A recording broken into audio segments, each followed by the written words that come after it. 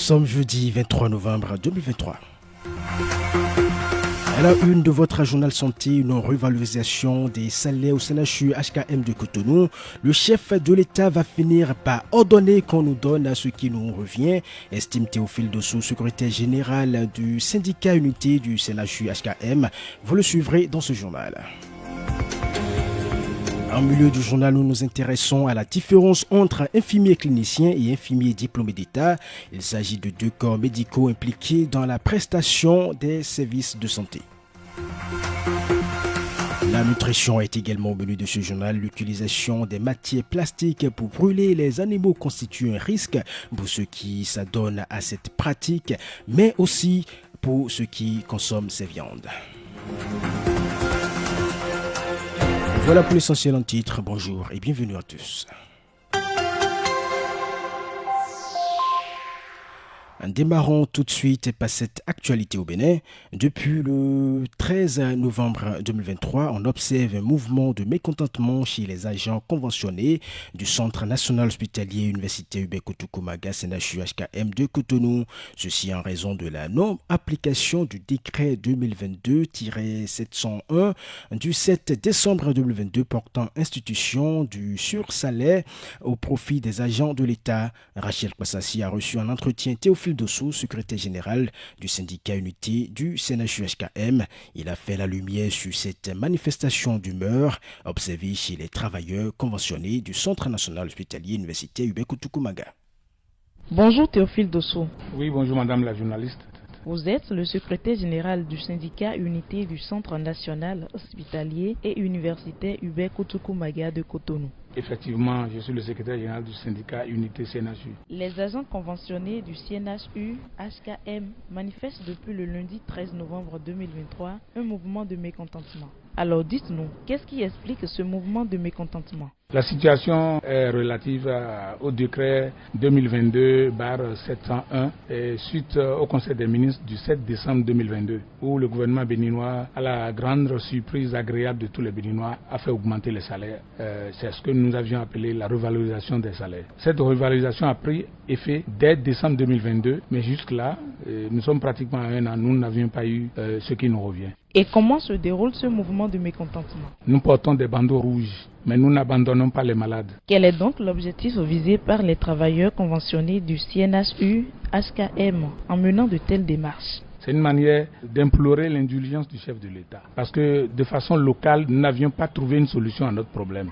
Le directeur général du CNHU nous a invités plusieurs fois, mais il n'a pas pu faire quelque chose pour nous concrètement par rapport à cette revalorisation des salaires. D'accord. Ce mouvement n'a-t-il pas d'impact sur les soins que doivent recevoir les patients?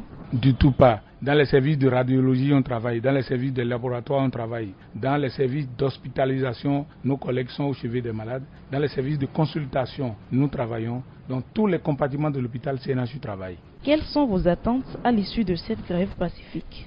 Notre espoir, nous avons l'espoir que le chef de l'État, largement informé de la situation tel qu'on le connaît et tel qu'il a l'habitude de faire, va finir par ordonner qu'on nous donne ce qui nous revient. Théophile Dossou, merci. Merci. Nous avons également donné la parole à quelques patients rencontrés hier au CNHU.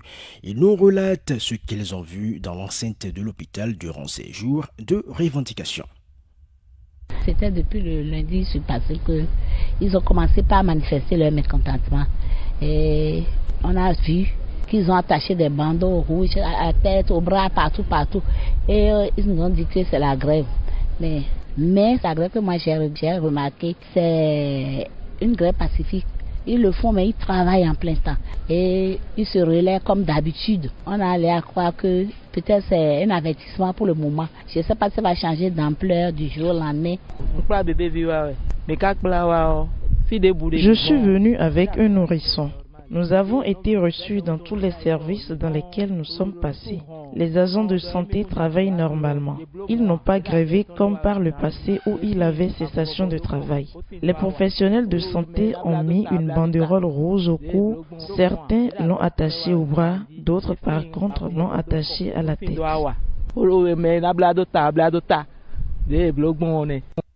Si vous venez de nous rejoindre, sachez que vous suivez l'Info Santé 10h sur Radio Afrique Santé. L'infirmier clinicien n'est pas à confondre avec l'infirmier diplômé d'État. Les deux sont impliqués dans la prestation des services de santé. Si l'infirmier diplômé d'État est chargé d'accompagner le médecin lors de l'établissement du diagnostic, l'infirmier clinicien, lui, par contre, va plus loin. Il offre des soins infirmiers pour les patients présentant des problèmes de santé complexes ou des dimensions biopsychosociales variées. Mouleka Ndjanda Mouadi est infirmière clinicienne spécialisée en prévention des affections. Elle nous explique mieux la différence entre infirmier clinicien et infirmier diplômé d'État. Infirmière d'État, c'est une infirmière qui a fait une formation des bases d'infirmière, par exemple, comment administrer des médicaments. Les médecins vont faire une ordonnance. L'infirmière va prendre cette ordonnance-là et l'exécuter auprès du patient en donnant les médicaments. Alors qu'une infirmière clinicienne, elle peut voir les médicaments, par exemple, si la dose dépasse, par exemple, le poids du patient, il va aller dire au médecin, mais cette dose-là, elle est trop élevée, il faut la changer. Ça, c'est une infirmière clinicienne.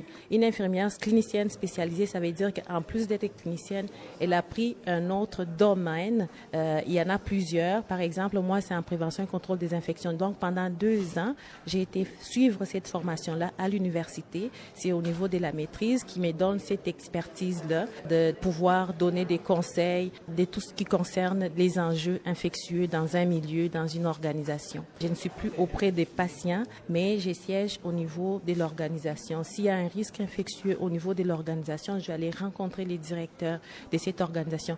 Voici, notre population est à risque de telles choses. Voici ce que je vous recommande de mettre en place. De la même façon, si un patient rentre à l'hôpital avec tel symptôme, moi, je peux l'évaluer. J'ai dit, bon, ces patients-là, ils ne peuvent pas être avec les autres. Il faut les mettre, par exemple, dans une chambre à pression d'air négative. Il faut porter les masques N95 et ainsi de suite. Donc, mon rôle, c'est vraiment un rôle de conseil et des recommandations. Ça se fait assez bien. À l'instant, Mouleka Ndjanda Mouadi, infirmière clinicienne spécialisée en prévention des affections.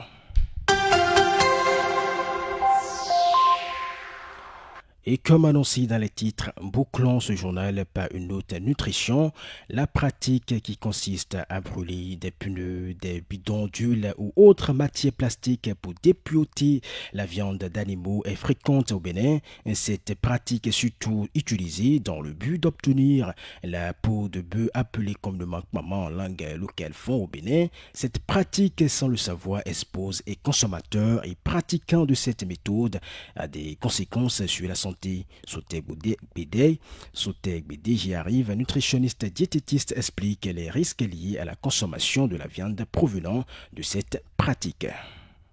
À travers cette pratique, les composantes toxiques issues des matières plastiques brûlées peuvent donc pénétrer la viande et provoquer des conséquences sur la santé du consommateur. En effet, connaissant déjà les substances contenues dans les matières plastiques qui sont brûlées, qui peuvent pénétrer la viande et donc aller causer des dommages sur la santé humaine à court terme, à moyen terme ou à long terme.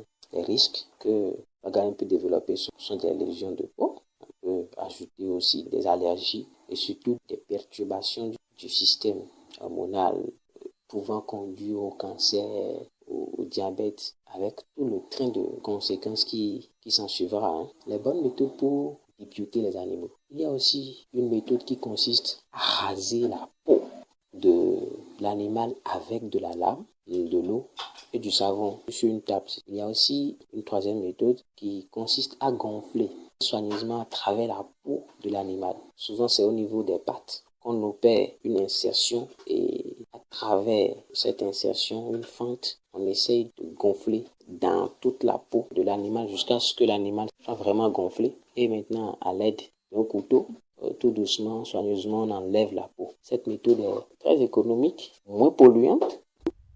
Sotek Bédé, nutritionniste diététiste, prodigue quelques conseils pour une meilleure santé des uns et des autres. On l'écoute. D'éviter de se servir des matières plastiques, des pneus, des bidons usagés, toutes sortes de matières plastiques, d'éviter d'utiliser ces matières plastiques pour dépioter les animaux. Tout d'abord, c'est une pratique qui est très polluante. Celui qui est à côté d'un feu de matière plastique pour dépioter un animal lui-même, il est exposé à ces produits toxiques et dégage le feu de matière plastique. C'est aussi une méthode qui prend du temps. Et le résultat, après tout ça, c'est de contaminer la viande et de se contaminer soi-même, ce qui est grave. Alors, il vaut mieux donc opter pour les bonnes méthodes de dépiotage afin de préserver sa santé et surtout la santé des autres consommateurs. Ainsi s'achève cette édition réalisée par Rachel Kwassassi. Merci de votre fidélité.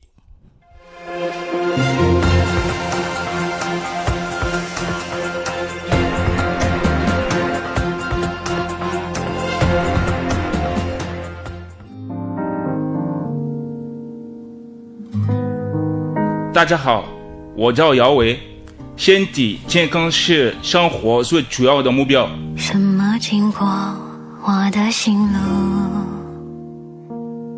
？Bonjour à tous, je m'appelle Yaovi Raoul Hayaka, je suis interprète traducteur du mandarin. Je venais de dire que la santé, c'est une priorité de la vie. Donc, suivez Radio Afrique Santé, votre santé, c'est leur priorité.